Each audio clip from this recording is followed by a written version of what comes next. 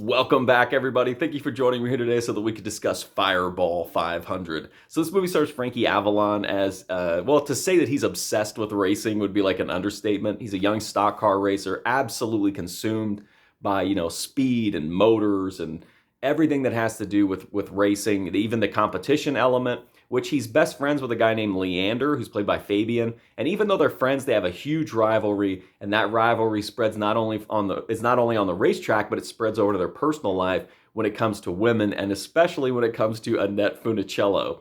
So Frankie Avalon is, he's racing. He gets involved in this like cross country, this amazing cross country race, but then he slips up and gets involved with some moonshiners, and that's kind of the plot here. Is as he tries to balance the moonshine tasks with racing, and then you have the romance, and then you have the competition with Fabian.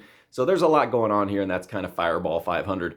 So this is another movie that was made to kind of try to push Frankie Avalon, Annette Funicello, and Fabian out of that like teen star aura into like more grown-up content. So you see them doing stuff here they weren't doing back in the Disney days, like beach blanket bingo days, to say the least. Which I appreciate. It's interesting to see them in new, kind of a different environment here. I'm a big fan, even though I'm not a big fan of like stock car racing in real life. I think movies about it can be really interesting, and I think this one certainly is. I love the vibe and like the atmosphere. I love like the kind of time capsule elements to this movie as well.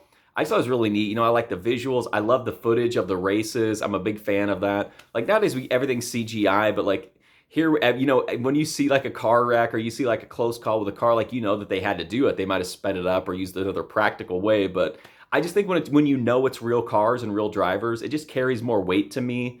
Maybe that's just a boomer thing, but it's just fun to see them in this kind of like wacky madcap, little bit more grown up adventure. It's certainly not anything scandalous, but I thought it was fun, and it's definitely not gonna, stick in my mind for for a really long time. But I thought it was an interesting watch, and I'm a big fan of Frankie Avalon and Annette Funicello, so I was happy to check out one of their movies that I hadn't seen in a long time. So I recommend it if you're a fan of, if you're a fan of car racing movies, or if the plot entices you or the cast. But I thought it was really solid, and I enjoyed it. So that's my review of Fireball 500. If you want to check out more, you can go right here on YouTube. I have an entire movie review playlist. But until then, thank you for watching this one. I do greatly appreciate it, and hopefully I'll see you soon.